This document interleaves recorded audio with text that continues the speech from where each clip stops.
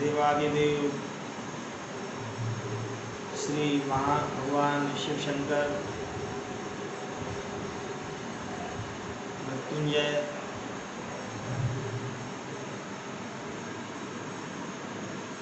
भक्त भय दुखहारी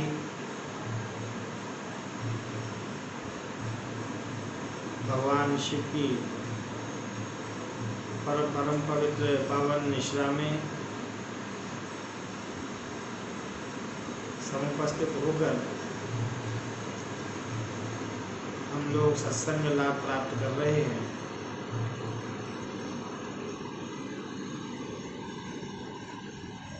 आज हम लोग ऐसे विषय पर प्रकाश डालने का प्रयास करेंगे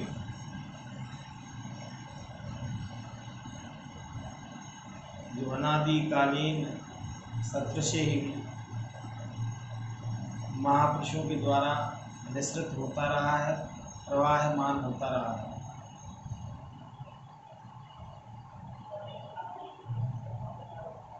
वह धारा है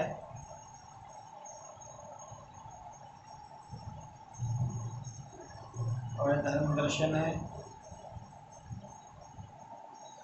जिसमें सारे मतावलंबी लोग उसका अनुसरण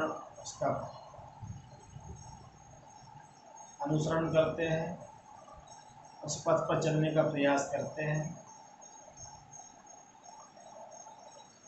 वह धारा है सत्य सनातन धर्म। धर्मेण हन्यते व्याधि धर्मेण हन्यते ग्रहा धर्मेण हन्यते शत्रु यतो धर्मस्ततो जया। यतो अभ्युदय निःश्रेयसा सिद्धिसा धर्मा धर्मेण हन्यते व्याधि धर्मेण हन्यते ग्रहा धर्मेण हन्यते शत्रु यतो धर्मस्ततो जया। ऐसा धर्म जहाँ पर भी होता है, धर्म से ही व्याधियों का हनन होता है, धर्म से ही शत्रुओं का हनन होता है। धर्मेण हन्यते व्याधि धर्मेण हन्यते ग्रहा धर्मेण हन्यते शत्रु यतो धर्मस्ततो जया। वो व्याधियां क्या हैं जिससे धर्म का पालन करने से जिनका हनन होता है।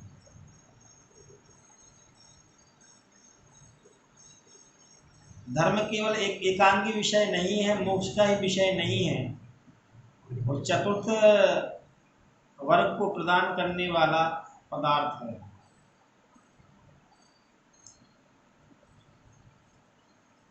आदि भौतिक, आदि दैविक, आध्यात्मिक तीनों तापों को हनन करने वाला है धर्म का मार्ग।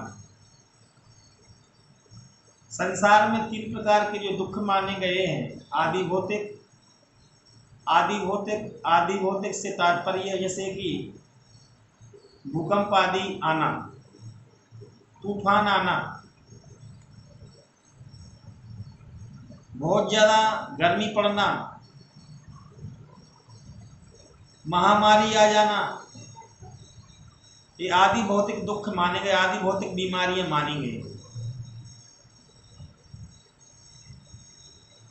आदि भौतिक और भौतिक आध्यात्मिक। आध्यात्मिक बीमारी क्या है? आध्यात्मिक बीमारी मानसिक बीमारी को आध्यात्मिक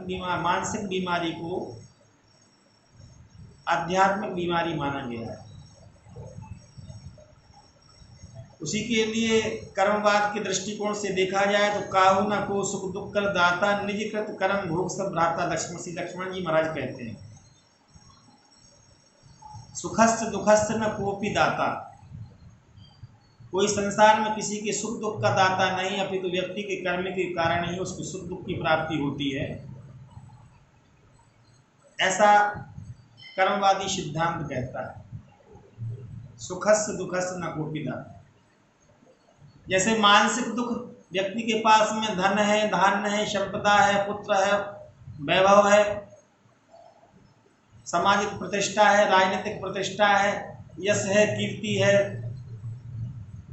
और उसकी कीर्ति है, फिर भी व्यक्ति एक दूसरे को देख करके यदि दुख हो रहा है, उसको ईर्ष्या हो रही है, इसके लिए मुहावरा मुहावरा वाले कवियों ने और काव्य की भाषा में कहा कि ईर्ष्या तू न गई मेरे मन से, तृष्णा तू न गई मेरे मन से।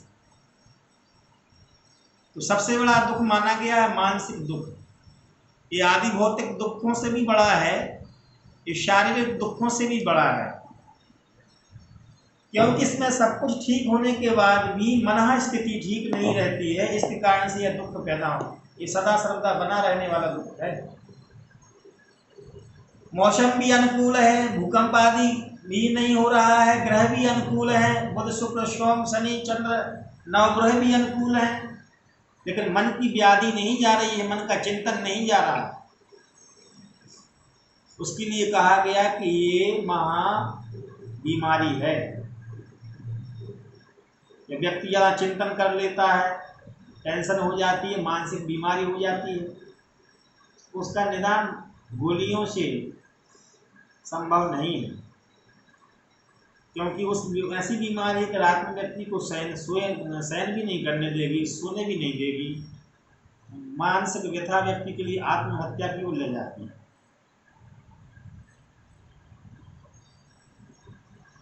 उपजय सन्नपात दुखदाई,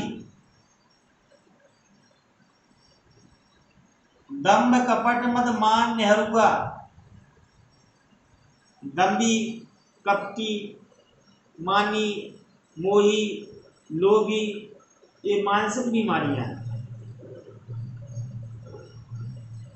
और श्री भगवान ने रामचरितमानस में कहा, काम क्रोध मद मान न मोहा, लोभ न क्षोभ न राग न दोहा, जिनके कपट दम्भ नहीं माया, तिनके हृदय बसौ रघुराया। जब श्री वाल्मीकि जी से, महर्षि वाल्मीकि जी से भगवान श्री रामभद्र जी पूछते हैं वनवास कालीन क्षेत्र में चित्रकूट धाम में, प्रभु जी पूछते हैं कि हे भगवान मैं कहाँ निवास करूं चित्रकूट में। तो श्री वाल्मीकि जी मंद मंद मुस्कुरा देते हैं कि आप कहाँ नहीं, जहाँ मैं बता दूं कि आप यहाँ रहिए, आप तो सब जगह। लेकिन फिर भी समाज को उपदेशित करने के लिए भगवान श्री रामभद्र श्री वाल्मीकि जी से प्रश्न पूछते हैं कि मुझे ऐसा कोई निवास स्थान बताओ जहाँ पर मैं रह सकूं अच्छे ढंग से। भगवान ने कहा, तुम त्रिकालदर्शी मुनिनाथा, विश्व बदर्जी तुमरे हाथा, अस कही प्रभु सब कथा बखानी, जय जय भांति दीन बन रानी। लेकिन वाल्मीकि जी महर्षि वाल्मीकि जी से भगवान राम जी ने प्रश्न पूछा, मैं कहाँ रहूं? तो उन्होंने कहा कि जो आपकी कथा का श्रवण करते हैं,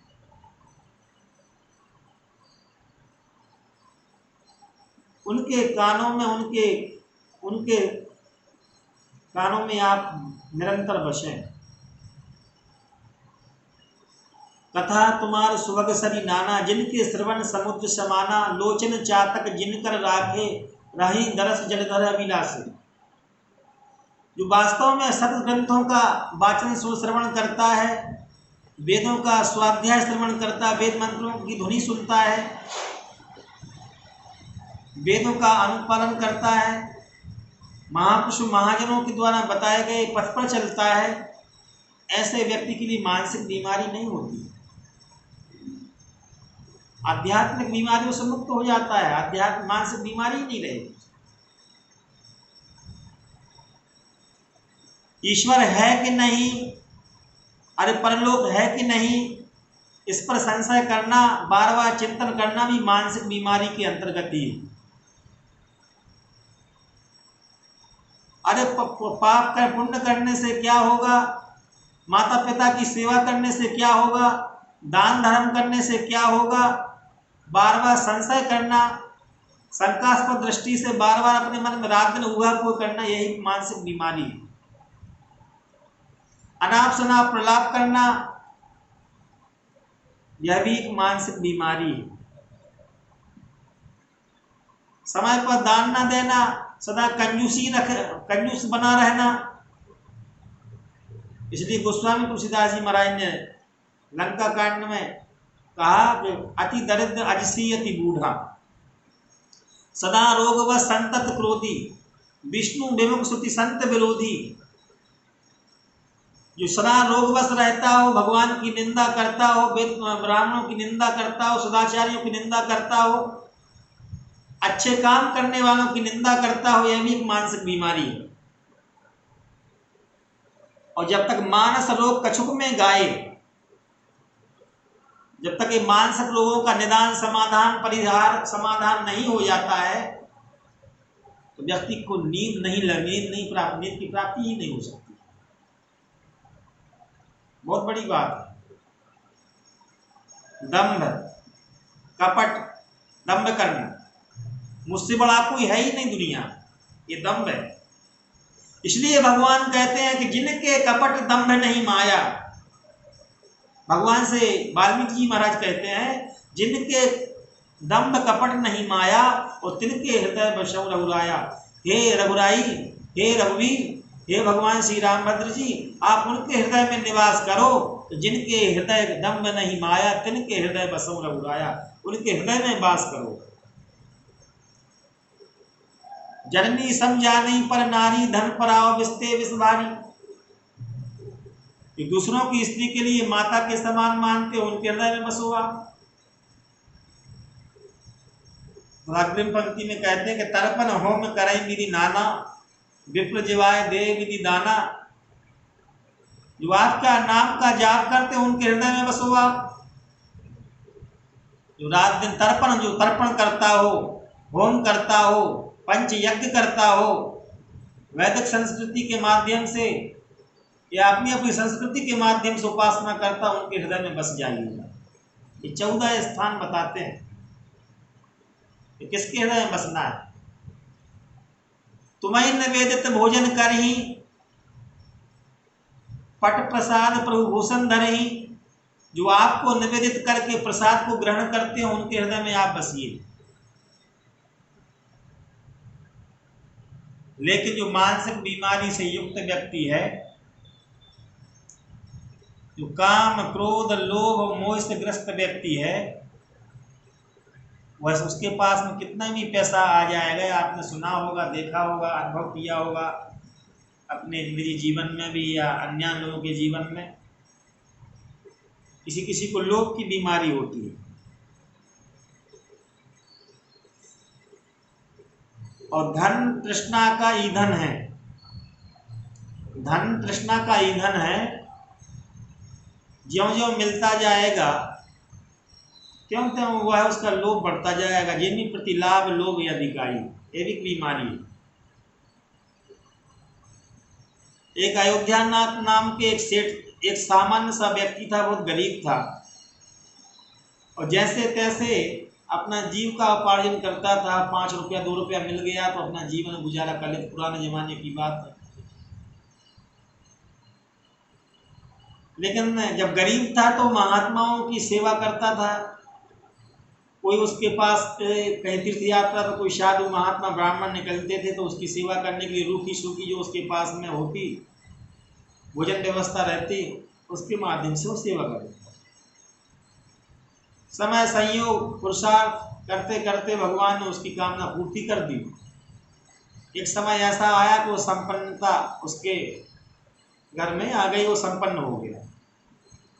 जब वह गरीब था तब तो साधु संतों के लिए सेवा करने के लिए आतुर रहता था, लेकिन जो धन आया तो वह उस 1 रुपया पैसा खर्च करना गुनाह समझता था। अब ना वो ब्राह्मणों की भक्ति सेवा करने में पैसा खर्च करता था, न साधु संतों की मेहमान नवाजी में या सेवा सत्कार में आतिथ्य में सेवा करता था, न किसी को अपना मेहमान बनाता। अब उसके मन में एक ही लालसा रहती थी, ये मानसिक बीमारी है। जब कुछ नहीं था तो मिल जाए की आशा में सेवा करना। जब कुछ हो गया, बहुत ज़्यादा हो गया, करने योग्य हुआ तो संचय की प्रवृत्ति बढ़ना, ये भी एक आध्यात्मिक बीमारी का अंतर्गत। आध्यात्मिक ताप, मानसिक ताप, इसके लिए मनस्ताप कहा गया है मनोविज्ञान में, उसी का ही प्रतीक है मनस्ताप। संचय करते करते उसके पास पैसा हो गया। एक दिन ऐसा समय संयोग से उनके घर पर एक महात्मा का आगमन हुआ। महात्मा को देख करके पुराने स्वभाव, कुछ ऐसा समय संयोग, महात्मा ने कहा क्या मैं आपके घर पर रात्रि निवास कर सकता हूँ, मैं हरिद्वार जा रहा हूँ। उसको पुराने दिन याद आ गए। उसने कहा अरे जीवन तो थोड़ा निकल ही गया है, पैसा पर्याप्त है, कोई एक दो रोटी खा लेगा तो पैसा तो जा नहीं रहा है, कोई दान दक्षिणा तो मुझे देना नहीं है, लेकिन ये रात्रि हमारे घर में विश्राम कर दो रोटी खिला देंगे, इसके बाद सुबह में उनके लिए कह देंगे महाराज अपने धाम को चले जाइए, जहाँ यात्रा करना, जहाँ जा रहे हो वहाँ चले जाओ। रात्रि का समय आया। अयोध्यानाथ नाम के उस व्यक्ति ने महात्मा जी से पूछा कि महात्मा जी आपके पास रुपया पैसा नहीं है, आपके पास कुछ भी नहीं दिखाई पड़ रहा है, आपने बचपना से संन्यास ले लिया कि अभी से सन्यासी बने हैं? उन्होंने कहा नहीं, मेरे पास सब संपत्ति थी, मैंने सब अपने घर वालों को दे दी, और कुछ तीर्थ यात्रा के लिए जो मुझे पैसे की आवश्यकता है, और मैंने अपनी लाठी में छुपा करके रखी हुई है, अंदर वह लाठी कोली, उसी में ही मैंने सोने की मोहरें छुपा करके रखी हुई है, कभी आवश्यकता आ जाएगी तो मैं खर्च कर लूँगा। महात्मा जी तो सो गए और दिखावा करने के लिए अयोध्यानाथ भी सो गया, लेकिन रात्रि में वो उठा और उसमें सोने के सिक्का को, सोने की मोहरें निकाल ली, और उसमें लोभ का चक्कर, उसमें क्या डाल दिया, सिक्के डाल दिए और नोट डाल दिए। अब महात्मा जी को तो मालूम नहीं था, शास्त्री जी को तो मालूम ही नहीं था।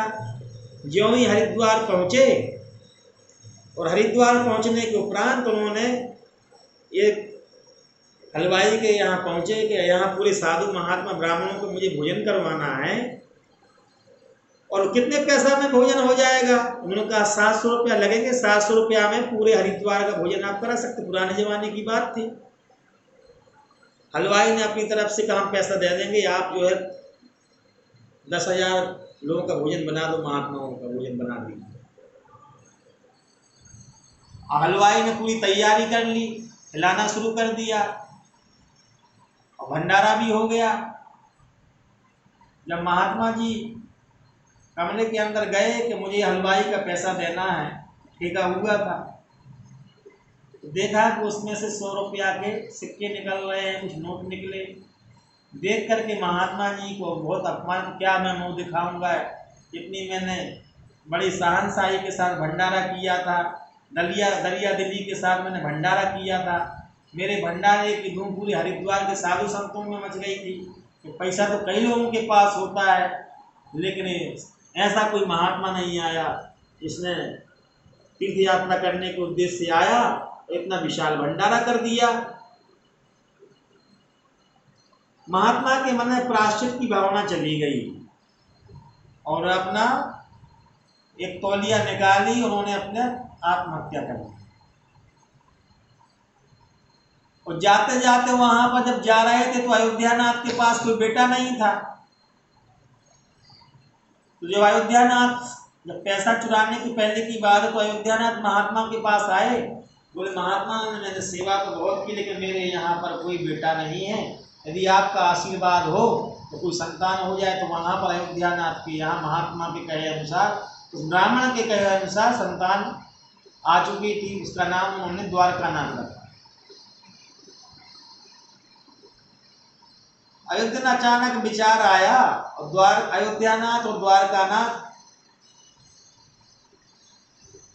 दोनों, जो पोटली में मोहरें रखी हुई थी उसको बताया भी नहीं गया हुआ था, इनकी तबीयत खराब थी अयोध्यानाथ की। द्वारकानाथ अब बड़ा हो चला था, और उसने उस बक्सा से उस पोटली को निकाला जो मोहरें रखी हुई थी, अचानक हरिद्वार की वो चल पड़े। और इनके साथ बूढ़े दादा अयोध्यानाथ भी साथ में ही थे। जब ये पहुंचे तो वो जो विशाल भंडारा में जिसने लाखों लाख रुपया, मतलब 700 रुपये उस जमाने का खर्चा किया था, उसके यहाँ दिवालिया निकल चुका था। क्योंकि जिस देने वाले ने तो अपनी आत्महत्या कर ही ली थी, और पागल की तरह उसके लिए तेल वाले का तेल का पैसा देना था, हल्दी वाले का हल्दी का पैसा देना था, आटा वाले का आटा वाले को पैसा देना था, सब पैसा ही बाकी ही था। वो पागल होकर घूम रहा है। भाग्य से द्वारकानाथ से भेंट उस हलवाई से हो गई। उन्होंने उससे कहा, अब यहाँ अयोध्यानाथ तो आराम से डेरे में आकर कमरे में सोए पड़े हुए थे किराए धर्मशाला में। उसने आराम से वो पोटली निकाली, जब ये सो गए और पोटली से पैसा निकाला, कहा कोई मेरी सहायता 700 रुपया की कर दे तो मेरा जीवन बच जाएगा, हलवाई कह रहा था। तभी ये पहुंच गया लड़का द्वारकानाथ, और द्वारकानाथ ने कहा कि यदि मैं आपके लिए 700 रुपये दे दूँ तो आपका काम हो जाएगा? हाँ हो जाएगा मेरा। और वास्तव में जो मोहरें थी उनकी कीमत भी 700 रुपया की थी उस जमाने के। उन्होंने उसको दिया और अचानक आया अपने पिता के पास में, और पिता को तो मालूम नहीं था कि हलवाई को पैसा देने गया है तो पुराने जमाने का ऋण चुका दिया है। और वो लड़का, उसकी तबीयत अचानक खराब हुई, डॉक्टर आए, तब तक उन्होंने अपना आला लगाया, टेम्परेचर नापने वाली मशीन को लगाया, थर्मामीटर सब कुछ लगाया गया। अंत में पता चला कि उसकी मृत्यु हो चुकी है, सब कुछ खो गया। तो उसने उसका जितना पैसा आया था तो पहुंच गया, महात्मा का पैसा जिसके पास जाना था पहुंच गया। और उसी गम में ही उस अयोध्यानाथ नाम के शख्स का भी देहांत हो जाता लड़के के साथ। इसको कहते हैं कि ममो इच्छा सर्वनाशी देवो इच्छा प्रबलो। धन भी चला गया और बेटा भी चला गया और स्वयं की मृत्यु भी हो गई। ये है लोभ। ये भी एक मानसिक बीमारी के अंतर्गत आता है। क्रोध ये भी एक मानसिक बीमारी है।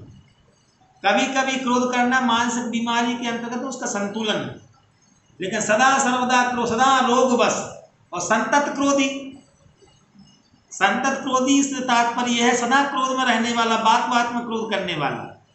ये नरक से आए हुए प्राणी के लक्षण हैं, जो बात बात में क्रोध करता है। तो महापुरुषों ने कहा कि लक्षण इस बात के प्रतीक है कि नरक से आया हुआ व्यक्ति है, ये मानसिक बीमार आदमी है। अति दरिद्रम पातकम लोके नहीं दरिद्र सम दुख जग माही। संसार में दरिद्रता के समान कोई दुख नहीं। महाभारत में जब युधिष्ठिर जी महाराज से पूछा जाता है तो कहते हैं दरिद्रम पातकम लोके, दरिद्र व्यक्ति के पास में खड़ा होने के लिए पाप समझते हैं। ये भी एक मानसिक बीमारी है। तो कहा गया कि दैहिक दैविक भौतिक तापा राम राज नहीं काहू व्यापक। दैहिक ताप, भौतिक ताप और आध्यात्मिक ताप। जो व्यक्ति परमेश्वर का चिंतन करता है उनके तीनों तापों से मुक्ति हो जाती है। तो मानसिक बीमारियों के अंतर्गत में काम, क्रोध, लोभ, मोह, ईर्षा, मद, मत्सर और निरंतर चंचल रहना, चित्त का चंचलता, बहुत अत्याधिक चंचलता, आवश्यकता से ज्यादा चंचलता। इसके लिए कहा गया ना कि अव्यवस्थित चित्तानाम प्रसादोपि भयंकरा।